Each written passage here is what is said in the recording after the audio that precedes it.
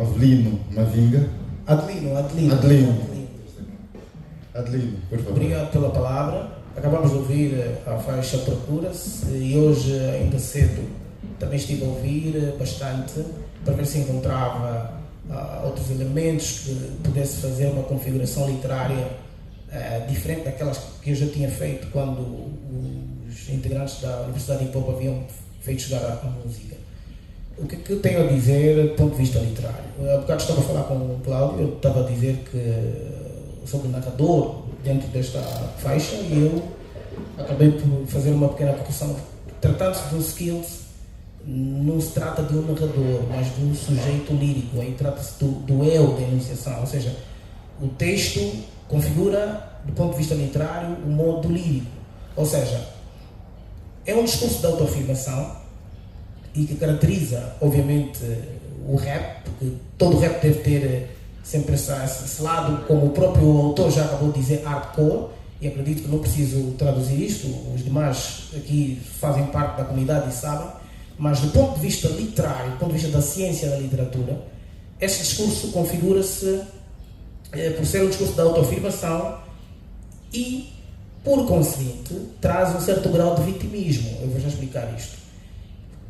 Porquê? Porque se nós observarmos, a música diz procura-se, etc, etc, mas os demais, a quem eu trago esse discurso de autoafirmação, eu procuro legitimar, vitimizando-me. Como? Dizendo que eles conspiram contra mim, que eles falam mal de mim. Dito de outro modo, são os jealous, os haters, etc, etc. Esse vitimismo faz parte da estética literária, porque constrói algo que nós chamamos de maniqueísmo, que é o quê? Que é a literatura que deve colocar os bons ali e os maus aqui. As novelas brasileiras têm essa configuração. Vocês veem, o bandido tem o bandido, tem que ter o protagonista, o indivíduo do bem e o indivíduo do mal. Isso faz parte da estética, a estética da escrita literária. Tem isto. Isto é uma fórmula, digamos, de escrever literatura. E o que mais me impressiona é que os rappers têm isso intuitivamente. Ou seja, é aquele autodidatismo que existe. Eu não acredito que talvez o Leo Jorge, ao escrever, pensou no maniqueísmo, ou leu sobre o maniqueísmo. Mas ele acabou configurando um quadro que constitui o que na teoria literária chamamos de maniqueísmo. Não sei se me faz perceber. Então, esse vitimismo é importante porque vai legitimar esse discurso de autoafirmação. De eu dizer que eu sou fodido, eu sou tal, porque vocês me querem mal, vocês querem fazer mal. E se eu tiver, se vocês, se ninguém, desculpe, esqueci o nome o Cota Bronx e o Catarino poderem fazer uma configuração e analisar mesmo os rappers americanos, eles têm esse desenho. Isto é transversal a todos os rappers. Então, esta é a análise que eu tinha de fazer para também ocupar um pouco de tempo. Exatamente. Estou a falar da autoafirmação, do discurso. Ou seja, a questão do eu lírico, o modo lírico, é uma questão de subjetividade. Ok? É uma questão pessoal. Então, por isso é que tem esse grau de vitimismo. A questão do pessoal, do discurso pessoal. O discurso lírico é pessoal. E quer dizer, está dentro.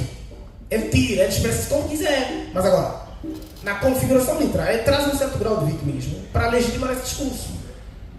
Por isso é que eu vou considerar os outros que falam mal, não que não falem, ok? Mas do ponto de vista da estética, da beleza do texto, tem que ser assim. E nós podemos encontrar isso noutras obras literárias, ou mesmo obras literárias que são adaptadas ao cinema, como novelas, etc. e filmes. É? Ok, obrigado, Adelino. Tem de quê? A análise da Universidade de Hip-Hop que eu estava a tentar localizar aqui no computador, tive que recorrer ao telefone de Sankaleia e vou passar aqui para podermos então continuar. A música Procura-se tem ferramentas literárias e apresenta um uso rico de figuras de linguagem e técnicas literárias que fortalecem a mensagem e a identidade artística do MC. Entre as principais técnicas observadas estão as metáforas e alegorias. A expressão procura-se um MC forte como tu, evoca a busca por autenticidade e resistência, metaforizando o artista ideal como alguém com características quase heróicas. A literação e a assonância foram outras ferramentas identificadas, em que a repetição de sons semelhantes nas palavras confere musicalidade aos versos, aumentando a fluidez e a cadência. Exemplos incluem sequências sonoras como Procura-se um MC forte como tu e a coroação igual a ti. O paralelismo e a repetição também foram identificados na obra, em que a estrutura repetitiva reforça a ideia central da busca por um verdadeiro MC, ao mesmo tempo que enfatiza a escassez de autenticidade. Identificamos igualmente hipérboles e ironia. O uso de expressões exageradas sublinha a dificuldade de encontrar um MC autêntico e destaca o descontentamento com artistas que se desviam da essência do rap. Com relação ao tema e conteúdo, a música explora a autenticidade e a essência do hip-hop, refletindo sobre a atual falta de comprometimento com os valores do movimento. Alguns temas centrais são a autenticidade artística, a busca por um MC genuíno, que não renda às expressões, que não se renda às expressões comerciais e mantém a sua essência, é o tema principal. Resistência e identidade. O MC ideal é descrito como forte e resiliente, um guardião dos valores culturais e líricos do hip-hop. Reflexão social. O discurso aborda questões sociais e culturais que atravessam a cena do rap contemporâneo, criticando atitudes que traem os princípios da comunidade. Sobre aspectos técnicos, a música faz uso de técnicas que demonstram a habilidade lírica do artista, flow e delivery. O uso de cadências variadas e rimas internas demonstra um domínio técnico, além de refletir a versatilidade do MC. Rimas multissilábicas. As construções rimadas são densas e bem trabalhadas, reforçando o conteúdo reflexivo com estruturas poéticas complexas. Punchlines impactantes. O uso de frases de efeito garante momentos de ênfase, especialmente ao criticar a falta de compromisso de outros artistas. Como conclusão, a música Procura-se é uma reflexão crítica sobre a autenticidade no hip-hop, utilizando recursos líricos sofisticados para destacar a importância de manter os valores originais do movimento. O uso de metáforas, paralelismo e rimas complexas contribui para criar uma peça que não apenas critica, mas também reafirma o compromisso do artista com o verdadeiro espírito do rap. Este foi o enquadramento feito pela Universidade de Hip Hop, reforçado aqui aquilo que o professor Adelino Mavinga já trouxe, e agora vamos ouvir a observação do professor Catarina. Ok. Na verdade, a música Procura-se, se nós tivéssemos que olhar numa perspectiva psicológica ou psicanalítica, na verdade não tem tanto, a não ser da gente observar o mergulhar interno do próprio artista e a necessidade que os próprios artistas do rap têm em autoafirmar-se, né? Em autoafirmação. E aqui eu trago uma perspectiva muito virada à psicologia existencial humanista. E o que é isso? Quando nós falamos de psicologia existencial humanista, nós estamos a olhar para uma perspectiva em que a pessoa, ela é composta por 3 dimensões principais para tornar-se pessoa. E estas 3 composições estão relacionadas à questão da autoestima, à questão da autonomia e à questão do autoconhecimento. E se nós tivéssemos que olhar para uma abordagem desta natureza, nós devíamos primeiro olhar na questão da autonomia que os próprios artistas do rap têm, muitas vezes, em autoafirmar-se, como os mais fodidos, os mais maus, os que podem, os que são os lixados, né? E se nós tivéssemos que olhar numa versão pessoal, às vezes são os mais hipersensíveis, que às vezes não sabem lidar com determinadas críticas também. Mas, olhando para essa perspectiva, eu acho que é comum dos artistas, principalmente na questão do rap. E aqui, quando o Uncle Jay afirma procura-se um MC como ele ou como tu, estamos a olhar na capacidade de talvez nós afirmarmos que nos conhecemos o suficiente a ponto de sermos procurados para contribuirmos para alguma coisa. Então, para esta música Procura-se, ela traz para mim essa questão destas 3 dimensões. A própria afirmação de autoestima, de gostar daquilo que eu faço, de gostar do reflexo que vejo no espelho, de gostar da minha voz, de gostar das minhas rimas. Isso é uma questão de autoestima. E a autonomia vai ser essa capacidade que eu vou ter de, não importa quem vai ouvir, mas eu sou o MC que as pessoas procuram, né? Eu tenho esta, e aqui já fazendo o enquadramento da questão do autoconhecimento, porque se eu consigo ter autonomia, é quase que difícil não haver um grau elevado de autoconhecimento e dizer que eu sou capaz de batalhar e o Leo, enquanto vencedor de Big Sua Cidade, acaba por justificar de forma objetiva, não é? De que seja possível que não existam MCs tão originais como eu e que em uma batalha talvez face to face eu serei o vencedor, porque tem, na verdade, credencialismo suficiente para dizer que consegue ser procurado, porque ele é o autêntico. Então resumo nessas 3 perspectivas. Ok, Brownex. Vou ser bem rápido, até porque já se falou muito, substancialmente, parabenizo aqui os meus companheiros de painel.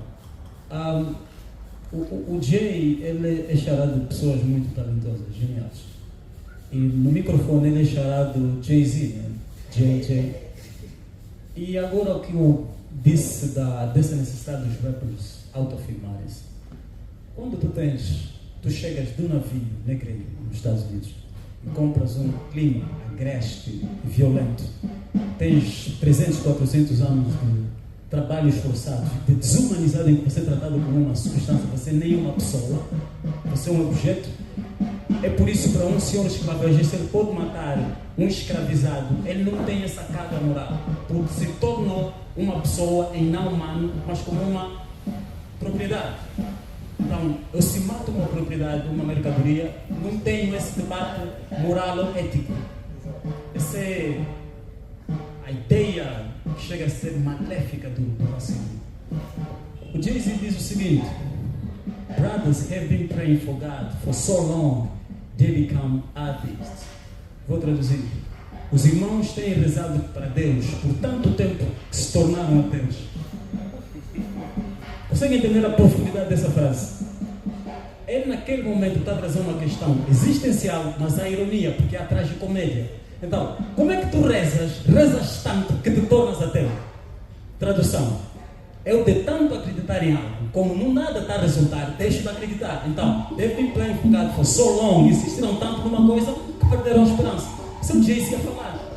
E nessa da autoafirmação, ele tem uma música, Death of Autotune, onde ele diz: The only rapper to rewrite history without a pen. O único rapper a reescrever a história sem utilizar uma esferográfica, porque o Jay-Z já não escreve as suas letras. Mas estás a ver o double entendre, duplo sentido. O Jay vem dessa geração. A primeira coisa que me chamou a atenção nessa música, quando ele está a chamar a atenção nos outros, ele recorre a um beat completamente underground. O Clave até gosta de chamar desses beats intracáveis. Você não vai escutar isto numa festa de aniversário. Quer dizer, ele já está a vos dizer que eu continuo na vanguarda. E o instrumental é esse que vocês têm que encontrar. Então procura essa essência. É só isso. Uncle Jay, ouvimos aqui os acadêmicos, o enquadramento da Universidade de Hip Hop, mas quando fizeste a composição dessa música, quando lançaste essa música, o que é que, na tua visão, o que é que precisavas trazer, o que é que estavas à procura, como é que estavas a te posicionar? Bem, a ideia era bem próxima de cada uma das cenas que os brothers disseram aqui. Era procurar alguém que representasse o ritmo, arte e poesia como deve ser. Alguém que falasse dos problemas de casa, da rua. Alguém que explicasse o conceito de família nas suas músicas. Alguém que enfrentasse realmente as batalhas como elas devem ser enfrentadas. Daí surgiu procura-se um MC como tu. Mesmo que a vida te conspire, que o universo te conspire ou conspire contra ti, tu continuas ali com aquela mesma postura de mostrar o que é a mestria da cerimônia.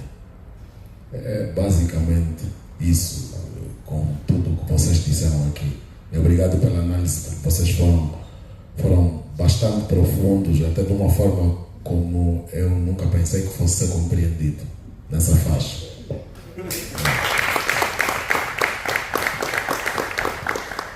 A próxima faixa a ser analisada é a sugestão do Catarino Luamba. Está difícil não dizer concreto.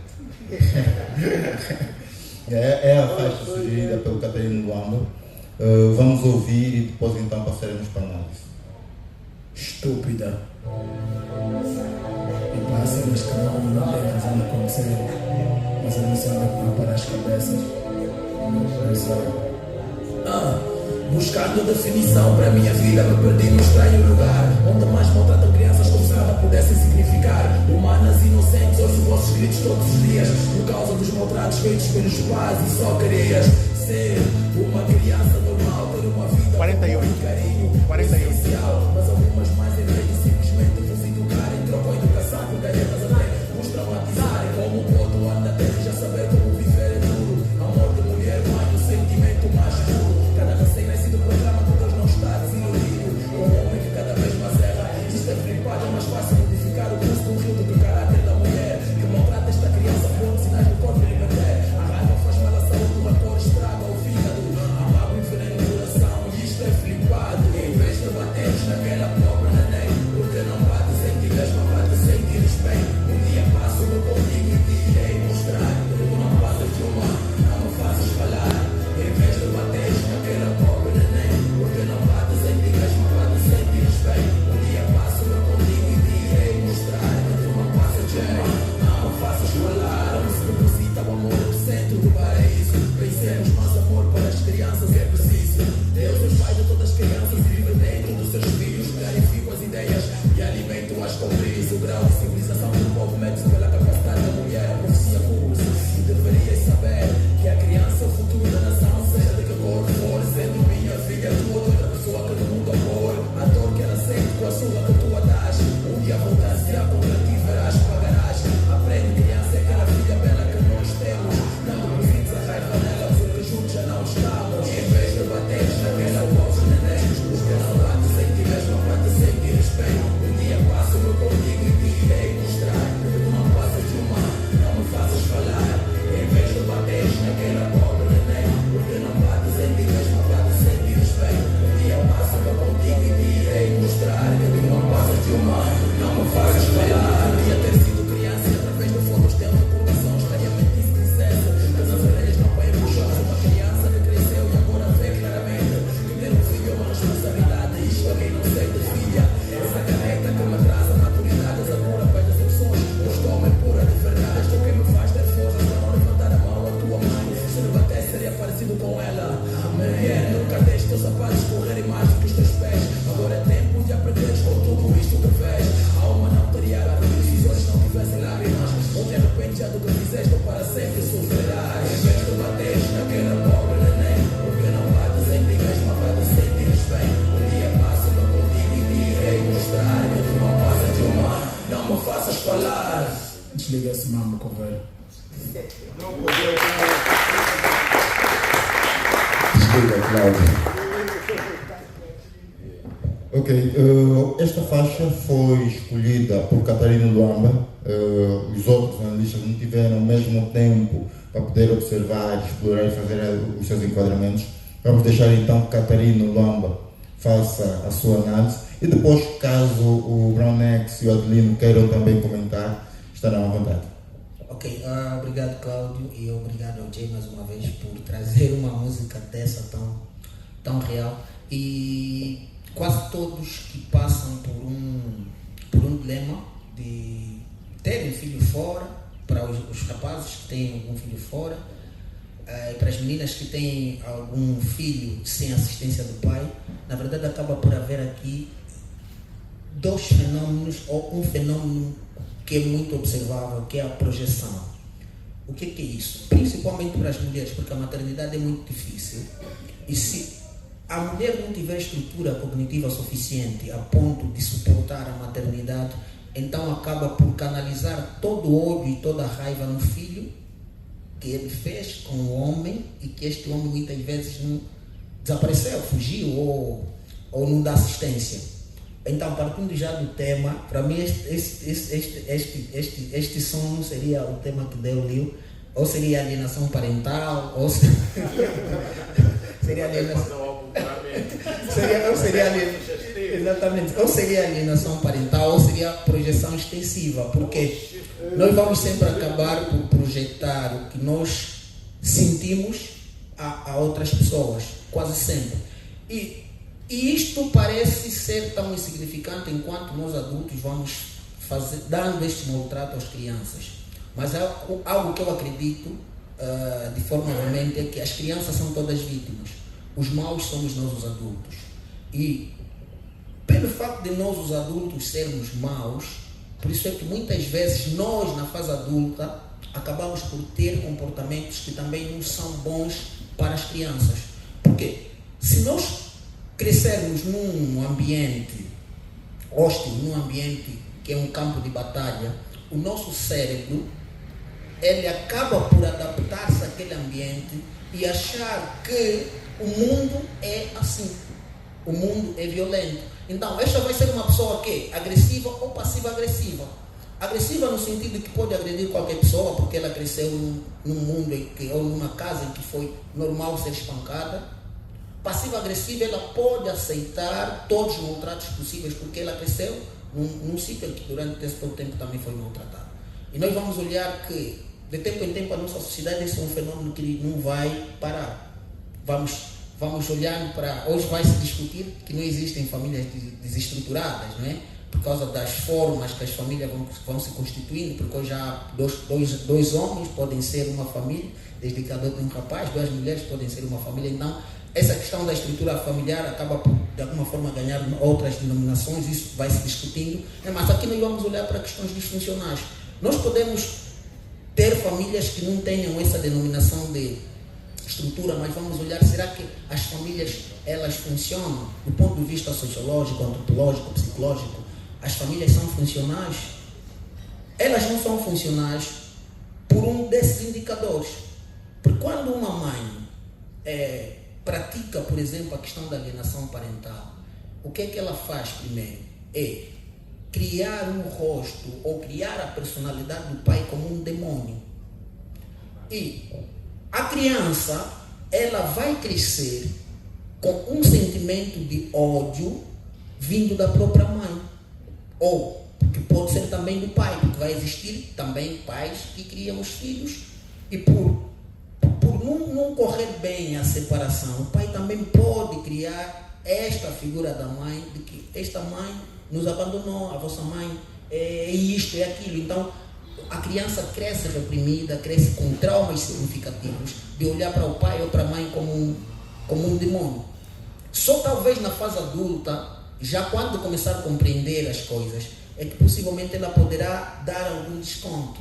E vamos vendo histórias de durante muito tempo, mães criaram filhos até os 17, até os 18 depois, mas criaram sob esconderijos destas palavras todas que vão demoniando o pai, até quando o filho atingir a maioridade, tentar procurar o pai para obter determinadas respostas, mas o estrago já foi feito. Então já é um adulto quase que disfuncional. É um adulto que vai ser passivo-agressivo ou mesmo agressivo. Então, para mim, Leo, este som é um daqueles que também entra nesta questão das eternidades, porque esses fenômenos sociais eles vão sempre existir, os fenômenos psicológicos provavelmente também sempre vão existir. Mas aqui fica só uma reflexão de cada um de nós, é que nós somos fruto de tudo que fizeram de nós. Porque nós somos construção, nós somos construídos, ou pela família, ou pela sociedade, ou pelo sítio em que nós estamos inseridos. E se nós já percebemos que nós somos fruto daquilo que fizeram de nós, o que é que nós faremos com o que fizeram de nós? Cada um procura uma resposta, cada um sabe o que é que deve fazer com o que fizeram dele. E cada um aqui é livre, né? Cada um acaba por lidar com todas as possíveis dificuldades. Obrigado a todos. Obrigado, professor Catarino. Esta e a abordagem que trouxe, a música que escolheu e a abordagem que trouxe, eu vou pedir comentários do Brown X, muito porque esta realidade que foi levantada na música é uma realidade que é muitas vezes apontada para a realidade das famílias pretas americanas. E o Brown X, por ser alguém que de alguma forma conhece e entende até de que forma é que as outras músicas desta realidade afro-americana trazem conceitos e situações parecidas. Gostaríamos de saber se o Pronex tem algum comentário a acrescentar aquilo que foi dito pelo professor Catarina. Tenho. Primeiro quero parabenizar por ter escolhido a música é brutal. Do ponto de vista musical já se vê uma certa complexidade, né? Eu acho que o Jay é saudosista, ele é mesmo hip hop dos anos 90, ele é saudosista. E esse álbum de 2006? Sim, 2006. Poxa, eu já esse álbum foi, desculpa te contar, mestre, esse álbum foi lançado em 2006, mas foi feito em 2002 para 2003. Ok. Still, esse álbum se falou da década de 90. É muito puro mesmo essa música. O som é muito puro, é muito anos 90. Eu aqui regredi, Nas, 94, Nori Banete, Tupac e tudo. E já tens aí pianos, quer dizer, a complexidade musical dele já começa a se fazer notar. Porque naquela altura é uma ousadia, né? Você começar a adicionar certos instrumentos. Pois, do ponto de vista social, hoje é dia 4 de abril, hoje é aniversário. Se estivesse em vida, seria aniversário do Marvin Gaye. Sim. O Marvin Gaye foi morto pelo pai, numa arma que ele comprou para o pai poder se proteger. Mas o Marvin Gaye, ele sempre esteve toda a sua vida atrás do amor paternal. É a mesma coisa com Michael Jackson. O Kendrick Lamar, numa das suas músicas, aquela música que fez a parte 6, quando morreu o Dipsy, o álbum que ele lançou antes desse, o Mr. Morales, ele tem uma música onde ele diz hard people, pessoas magoadas, ferem pessoas. Você não pode dar amor se você não tem amor.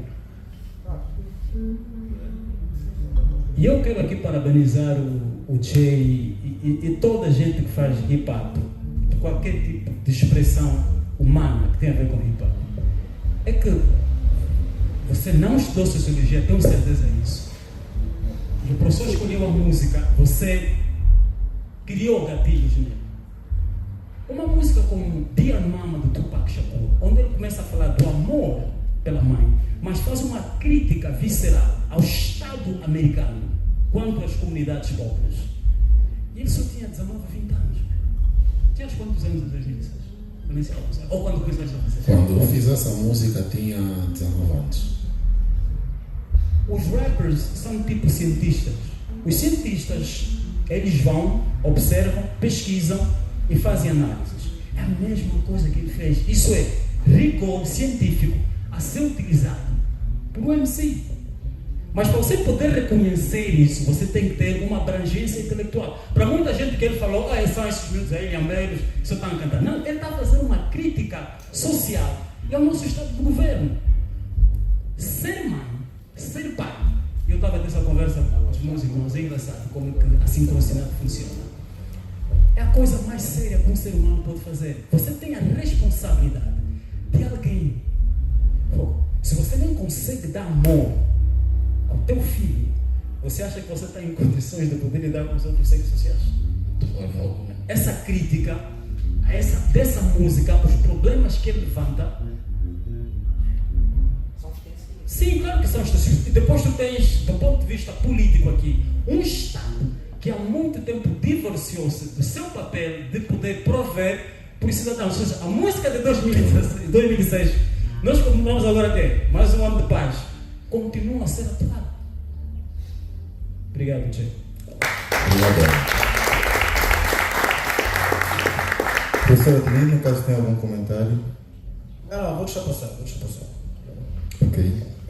Jay, algum comentário? Podemos passar. Bem, eu só queria dizer que essa música foi feita numa fase, exatamente na fase em que eu recebi a minha primeira filha, minha primogênita, e foi fruto das ações.